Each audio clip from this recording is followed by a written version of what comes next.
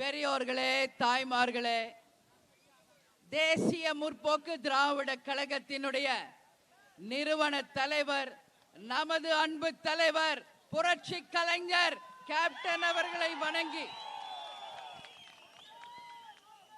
நமது கூட்டணி கட்சியான திமுகவின் தலைவர் அண்ணன் ஸ்டாலின் அவர்களையும் வணங்கி, இன்றைக்கு தேசிய முற்போக்கு திராவிட கழகத்தின் சார்பாக ஒகேனக்கல்ல நடக்கின்ற இந்த மாபெரும் ஆர்ப்பாட்டத்திற்கு இங்கே பெரும் திரளாக வந்து கலந்து கொண்டிருக்கும் எங்களுடைய தலைமை கழக செயலாளரே, எங்களது பொருளாளரே, எங்களுடைய அவைத்தலைவரே, எங்களுடைய கொள்கை பரப்பு செயலாளரே, எங்களுடைய துணை செயலாளர்களே, இளைஞர் அணி செயலாளரே, இந்த ஆர்ப்பாட்டத்திலே கலந்து கொள்ள வந்திருக்கும் மாவட்ட கழக செயலாளர்களே, இந்த தர்மபுரி மாவட்டத்தினுடைய செயலாளர்கள் குமார் அவர்களுக்கும் விஜயசங்கர் அவர்களுக்கும் மற்றும் இந்த ஆர்ப்பாட்டத்திலே கலந்து கொள்ள வந்திருக்கும் அனைத்து மாவட்ட கழக செயலாளர்களுக்கும், இந்த தர்மபுரி மாவட்டத்தினுடைய ஒன்றிய நகர பேரூர் கழக கிளை கழக நிர்வாகிகளே, என் அன்பு மகளிர் அணி சகோதரிகளே, என் உயிரினும் மேலான என் அன்பு உடன்பிறப்புகளாகிய உங்கள் அனைவருக்கும் கேப்டன் சார்பாக, தேமுதிக சார்பாக இந்த நேரத்தில் என் பத்திரிகை நண்பர்களுக்கும் மனமார்ந்த நன்றிகளை நான் தெரிவித்துக் கொள்ளுங்க கடமைப்பட்டிருக்கிறேன். நீங்க எல்லாம் நினைக்கலாம், என்ன அண்ணி ஏதோ தலைப்பாக வச்சிருக்காங்க. அவங்க ஆசைப்பட்டு இது விவசாயிகளுக்காக நடக்கிறது, நீங்க வைக்கணும்னு சொன்னாங்க. தாராளமா நான் வச்சுக்கிறேன். ஏன்னா நானும் கேப்டனும் இங்க இருக்கிற ஒவ்வொருத்தரும் விவசாய குடும்பத்தில் இருந்துதான் இன்னைக்கு மிகப்பெரிய போஸ்ட்ல இருந்தாலும் நாம் அனைவரும் விவசாயிகள் அப்படிங்கறத நாம மார்தட்டி பெருமையோட சொல்வதற்கான அடையாளம் தான் இது. டெல்லியில உண்ணாவிரதம் இருந்தாங்க யாரு, நம்ம விவசாய மக்கள். அவர்களுக்காக போய் கலந்து கொண்டு அவர்களோடு இணைந்து மண் சோர் சாப்பிட்ட பெருமை நமது தேமுதிக மட்டும்தான் உண்டு. இந்த ஆர்ப்பாட்டம் ஆர்ப்பாட்டம் தான் நம்ம சொன்னோம். ஆனா இவ்வளோ பெரிய மாபெரும் ஆர்ப்பாட்டமாக மாற்றி காட்டிய எங்கள் அன்பு கழக தொண்டர்களுக்கு இந்த நேரத்தில் என் பணிவான வணக்கங்களை இந்த நேரத்திலே உரித்தாகிறேன். தருமபுரி மாவட்டம் அப்படின்னு சொன்னாலே இது கேப்டன் கோட்டை, மாற்று கருத்தே இல்லை. அதுல ஒகேனக்கல் அப்படின்னு இந்த இடத்துல இன்னைக்கு நம்ம ஆர்ப்பாட்டம். கேப்டன் எத்தனையோ படங்கள் நடிச்சிருக்கார், 158 படம். ஆனா ஒரே ஒரு படம் தான் நம்ம ஊரு பற்றி சொன்னது, தருமபுரி அப்படின்னு சொல்லி கேப்டன் நடித்த திரைப்படம். 158ல ஒரு மாவட்டத்தின் பேரை தான் சொன்னார்னா அதுதான் தர்மபுரி மாவட்டத்திற்கு கிடைத்த பெருமை.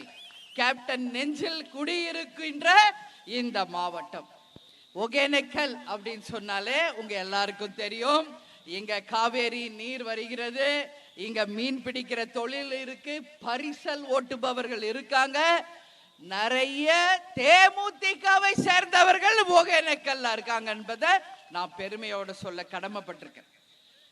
இப்பதான் நம்ம தேர்தலுக்கு முன்னாடி மக்களை தேடி மக்கள் தலைவர், உள்ளம் தேடி இல்லம் நாடி என்ற ஒரு மாபெரும் ஒரு திட்டம் அந்த வகையில் எல்லா இடமும் முடிச்சு நான் கடைசியாக இந்த மாவட்டத்தில் வந்த இடம் ஒகேனக்கல்.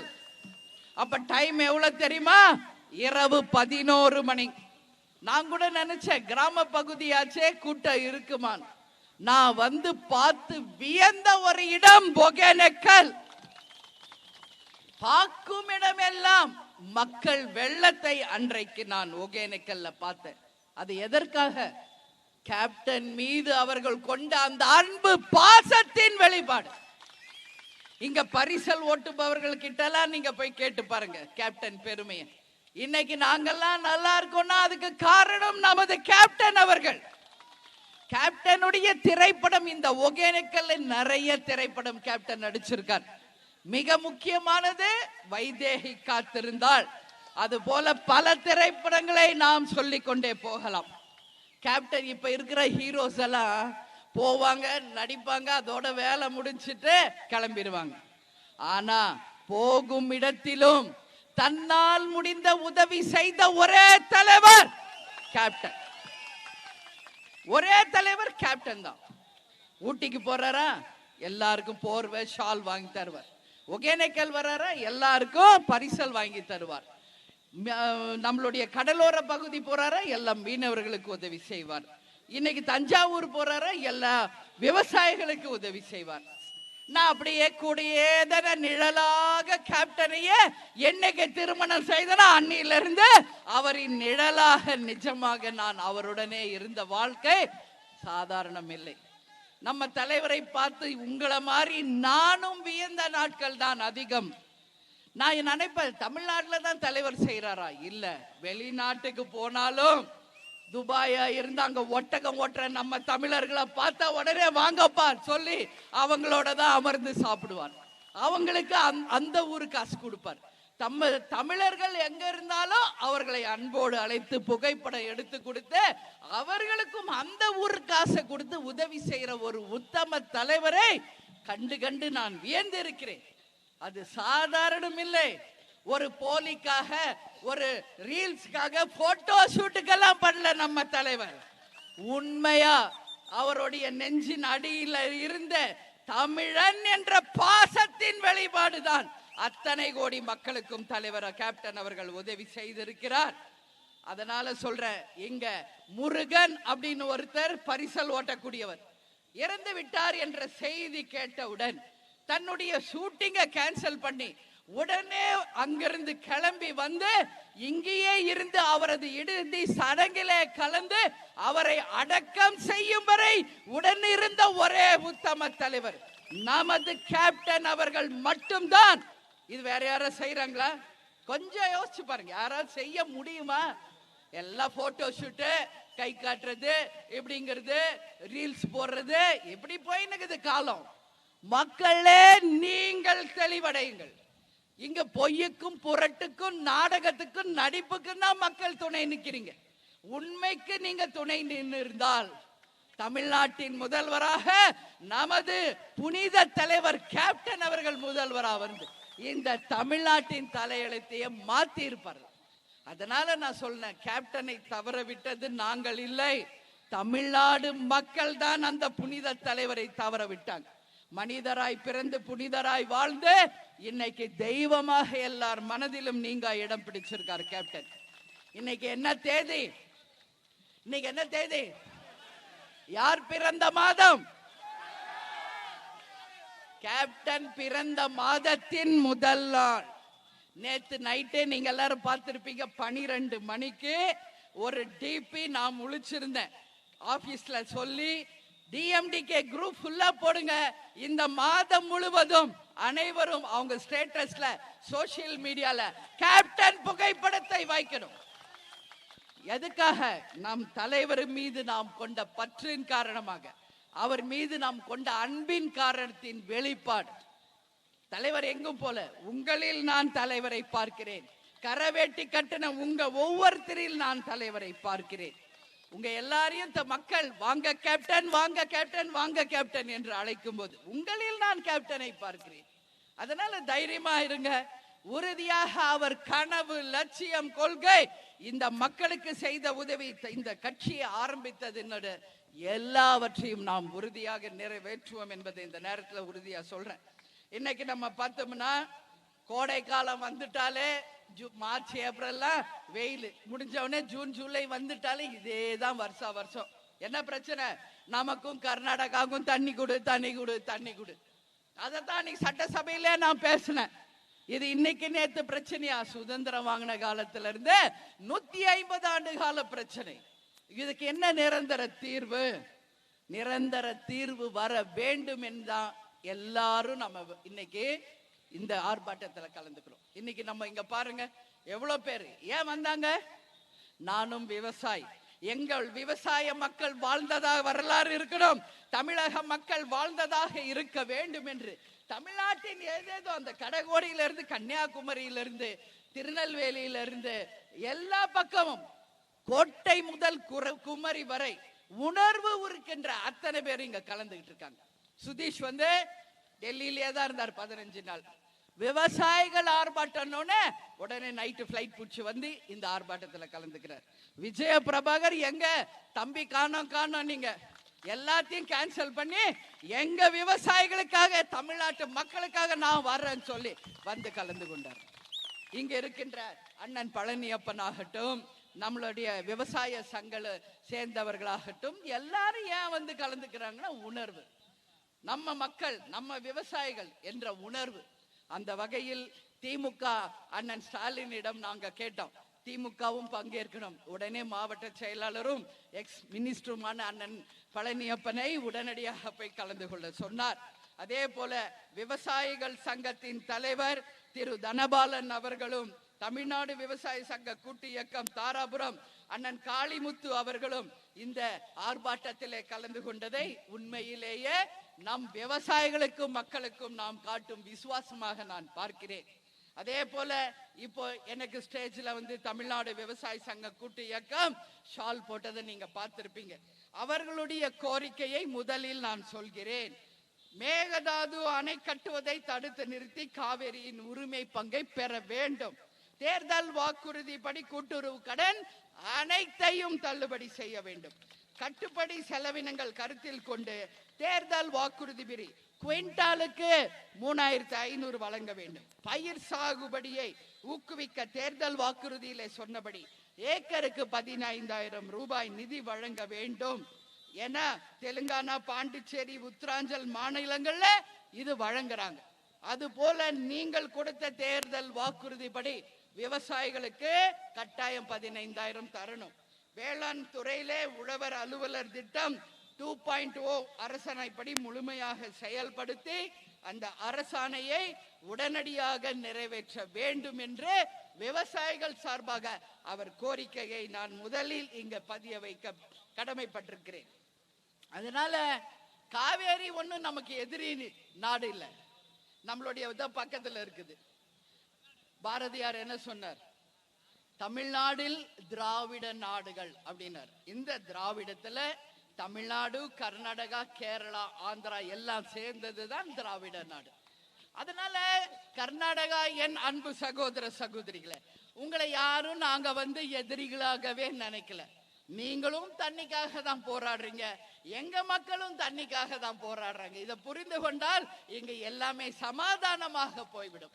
இப்ப கூட இந்த ஆர்ப்பாட்டத்துல கலந்து கொள்றதுக்கு முன்னாடி எங்க போனோம்? பில்லிகுண்டு போனோம். ஏன்னா அங்கதான் கர்நாடகால இருந்து தமிழ்நாட்டுக்கு தண்ணி வருகின்ற ஏரியா. எல்லாரும் சேர்ந்து காவேரி தாய்க்கு வணங்கினோம். அப்ப அந்த காவேரி தாயின் தண்ணீரை வாங்கி நாங்கள் சமர்ப்பணம் செய்து நாங்கள் வேண்டியது தமிழ்நாடு மக்களும் விவசாயிகளும் நல்லா இருக்கணும், அதே போல கர்நாடக மக்களும் நல்லா இருக்க வேண்டும் என்றுதான் காவேரி தாய்க்கு நாம் நம்மளுடைய வணக்கங்களை நாம் செலுத்தினோம். காவேரி தாயே, உங்கள் கருணையால் அருளால் கரை புரண்டு ஓட வேண்டும் தண்ணி அப்படின்னு சொல்லி வேண்டிட்டு வந்திருக்கோம்.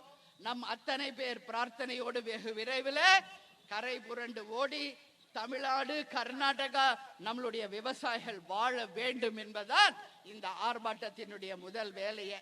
அதனால காவேரி நடுவன் தீர்ப்பு சொன்னது போல 15 நாட்களுக்குள் 3500 கன அடி தண்ணீரை அந்த முதலமைச்சர் உடனடியாக திறந்து விட வேண்டும் என்பதை இந்த நேரத்திலே நான் கேட்டுக்கொள்கிறேன். 3ஆம் தேதி ஆடி பெருக்கு, எப்படி தண்ணி பெருக்கி எடுத்து ஓடும்.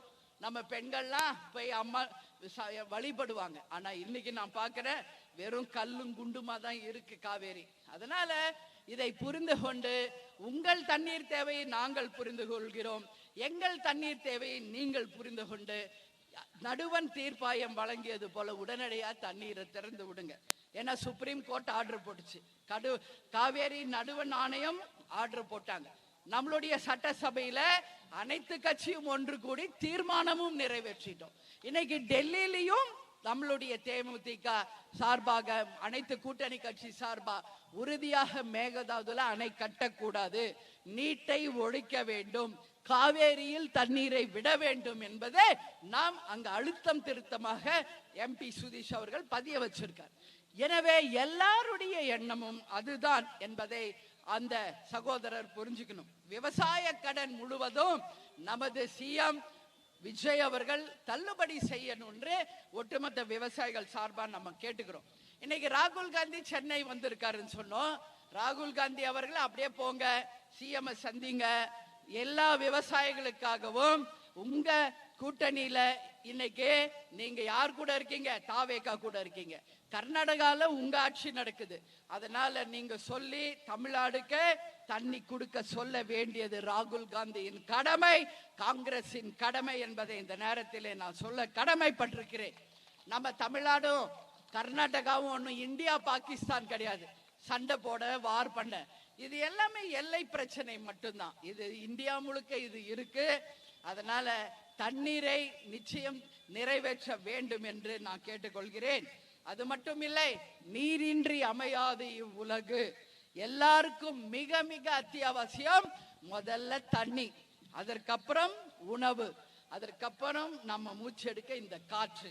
அதனால இது எல்லாருக்குமே சமமான ஒன்று என்பதை இந்த நேரத்தில் புரிந்து கொண்டு உடனடியாக தண்ணீரை திறக்கணும்னு நான் கேட்டுக்கிறேன். அதே மாதிரி நம்ம முதலமைச்சர் 3ஆம் தேதி கர்நாடகா போறாருன்னாங்க. சட்டசபையில் நான் தான் முதலில் அதை பற்றி பேசினேன். எல்லாருமே CM போகக்கூடாதுன்னாங்க. ஆனா நான் மட்டும்தான் CM கர்நாடகாவுக்கு போகணும், நம்ம உரிமையை நிலைநாட்டணும், பேசணும். ஏன்னா அவரும் இப்பதான் முதல் வாட்டி முதலமைச்சர், நம்ம விஜய் அவர்களும் இப்பதான் முதல் வாட்டி முதலமைச்சர். அவர் அழைக்கிறார், நீங்கள் செல்லுங்கள், தமிழ்நாட்டின் உரிமையை பற்றி பேசுங்கள் என்று நான் சொன்னேன். நான் வெயிட் பண்ணேன். ஆக்சுவலி தேர்ட் விஜய் போவாருன்னு நான் நினைச்சுக்கிட்டு இருக்கேன். ஆனா நேத்து பார்த்தா என்ன சொல்றாரு DK சிவகுமார், இப்ப பிரச்சனை அதிகமா இருக்கு, நீங்க வராதீங்கிறாரு. என்னங்க இது கொடுமை? என்ன சார் கொடுமை இதுன்ற மாதிரி இருக்கு. தமிழ்நாடு வந்தாரை வாழ வைத்த தமிழ்நாடு. யார் வரனாலும் வாங்கன்னா நம்ம சொல்லுவோம். வர்றவங்களை வேணான்னு சொல்ற ஒரு அரசாக இன்னைக்கு கர்நாடகா இருக்கிறது உண்மையிலே மனசுக்கு வேதனையாக இருக்கு. வெகு விரைவில் 2 முதலமைச்சர்களும், நீங்க உங்க பர்சனலுக்காக பேசல, மக்களுக்காக பேசுங்க, விவசாயிகளுக்காக பேசுங்க. குடி தண்ணீரை நீங்கள் கட்டாயமாக தரணும். மேகதாதுவில் அணை கட்டக்கூடாது. கட்டணா மிகப்பெரிய பிரச்சனை வெடிக்கும்.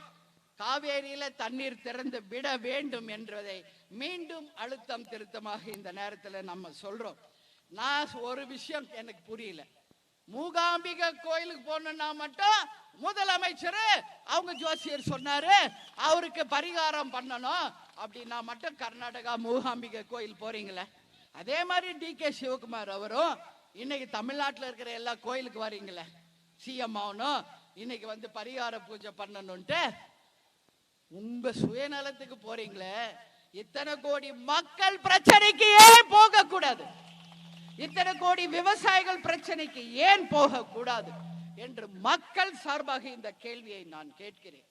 அதனால DK சிவகுமார் அவர்களே, நீங்க எங்க முதல்வரை வர வேணான்ட்டீங்க. ஆனா நான் இன்னைக்கு மக்கள் சார்பா ஒரு வேண்டுதல் வைக்கலாமா? அவரை நம்ம ஊருக்கு வர சொல்லாமா? DK சிவகுமாரை நம்ம தமிழ்நாட்டுக்கு வர சொல்லாமா? வாங்க, முழு பாதுகாப்பை எங்கள் தமிழர்கள் உங்களுக்கு தருவார்கள். எங்க முதல்வர்கிட்ட பேசுங்க, அந்த பிரச்சனையை முடியுங்க. இம்மிடியட்டா அதை செய்யணும். ஏன்னா இன்னைக்கு என்ன நாள்? ஆகஸ்ட் 1. குறுவை சாகுபடி முடிந்து இன்றைக்கு சம்பா சாகுபடி தொடங்கி இருக்க வேண்டிய நாள். இன்னைக்கு தண்ணியே இல்ல, குறுவை சாகுபடியும் இல்ல, சம்பா சாகுபடியும் இல்ல. அப்ப விவசாயிகள் எங்க போவாங்க? இங்க தம்பி சொன்ன மாதிரி இங்க இருக்கிற மீனவர்கள் எங்க போவாங்க? பரிசலை நம்பி இருக்கிறவங்க எங்க போவாங்க? உங்களுக்கு பரவாயில்ல, ஒண்ணும் இல்ல, பீச் இல்ல, ஒண்ணும் இல்ல. ஆனா தண்ணியை நம்பி வாழ்பவர்கள் தமிழ்நாட்டில் அதிகம் என்பதை உங்களுக்கு நாங்கள் சொல்ல கடமைப்பட்டிருக்கிறோம். அதனால ஒண்ணு போய் மனசு விட்டு பேசுறதுனால ஒன்னும் ஆக போறதில்ல. பயப்படாதீங்க, வாங்க. வந்தாரை வாழ வச்ச தமிழ்நாடு தான் அப்படின்னு நான் சொல்றேன். எனவே ஒவ்வொரு மனிதருக்கும் உணவும் தண்ணீரும் எவ்வளவு இம்பார்ட்டன்ட்டோ அது போல அதை உணர்ந்து உடனடியாக செயல்பட வேண்டும். அந்த மேகதாது அணை கட்டுற இடம் பேரு அர்காவதி ஆறு. நம்ம அண்ணன் வீரப்பன் காடு அங்கதான் இருக்கிறது. அவர் எப்பொழுதும் கும்பிடுற காளி அம்மன் கோவில் அங்க இருக்கு, முனீஸ்வரன் கோயில் இருக்கு. அது தமிழ்நாட்டின் எல்லை என்பதற்கு அந்த 2 கோயில்களே சாட்சி. அப்போ எங்க அண்ணன் வீரப்ப இல்லைன்னவன் உங்களுக்கு எல்லாம் துளிர் விட்டு போயிடுச்சா? துளிர் விட்டுருச்சா? எங்க கேப்டனும் இல்ல, அண்ணன் வீரப்பனும் இல்ல, பிரபாகர் விடுதலை புலி பிரபாகரும் இல்ல. அப்படின்றதுனால ஒன்னும் ஆடாதீங்க. எல்லாருமே தெய்வங்களாக வந்து தமிழ்நாடு மக்கள் கூட இருந்து நிச்சயமாக மக்களை காப்பாற்றுவாங்க. இன்னைக்கு மொத்தம் 13,000 ஏக்கர் எடுத்தாதான் அங்க மேகதாதுல அணை கட்ட முடியும். மொத்தம் 9,000 கோடி செலவு செஞ்சாதான் அங்க டேம் கட்ட முடியும். இந்த மாதிரி பல பிரச்சனை இருக்கு. அந்த இடத்து பேரே ஆறு தாண்டி.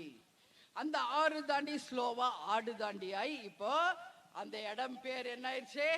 மேகதாது என்று மாறிடுச்சு. ஸோ இது வந்து தமிழ்நாட்டின் எல்லை தான், எங்களுக்கு எல்லா உரிமையும் இருக்கு. அதனால இங்க 150 ஆண்டு கால பிரச்சனையை நீங்கள் இருவரும் சேர்ந்து முடிக்கணும். இதை 40-50 வருஷமா அரசியல் பிரச்சனையாக மாத்திட்டாங்க. 177.25 TMC தண்ணி தமிழ்நாட்டுக்கு தர வேண்டும் என்பதை சுப்ரீம் கோர்ட்டு சொல்லி கூட கர்நாடக அரசு செய்ய மாட்டேங்குது. நான் என்ன சொல்றேன், இப்ப எல்லாருமே தமிழையே பேசினுக்கிறதுனால எங்க அண்ணன் சிவகுமாருக்கு புரியலையா என்னன்னு தெரியல. அதனால அவங்க பாஷையிலேயே பேசலாமா? தமிழ்நாட்டுல தமிழ்லயே பேசுறோம், கர்நாடகாவில் இருக்கிறவங்களுக்கு புரியுதா என்னன்னே தெரியல. ஃபர்ஸ்ட் டைம் நான் கன்னடால பேசுறேன். யாருக்காக? தமிழ்நாட்டு மக்களுக்காக, நம்ம விவசாயிகளுக்காக. மான்ய கர்நாடகா முக்கியமந்திரி DK ಶಿವಕುಮಾರ್ ಅವರೇ ಗಾಳಿ ಬೆಳಕು ನೀರು ದೇವರು ಎಲ್ಲರಿಗೂ ಸಮವಾಗಿ ಕೊಟ್ಟಿರುವೆ ಹಕ್ಕು. ಇದರಲ್ಲಿ ಯಾವುದೇ ಭೇದ ಭಾವ ಸಲ್ಲದು. ಕಾವೇರಿ ಟ್ರಿಬ್ಯುನಲ್ ಕೋರ್ಟ್ ತಮಿಳುನಾಡಿಗೆ ನೀರು ಬಿಡಬೇಕು ಶುಚಿ ಸ್ವರತೆ. ನೀರು ಬಿಡಲು ಮುಖ್ಯಂ ಶುಚಿವ್ರತೆ.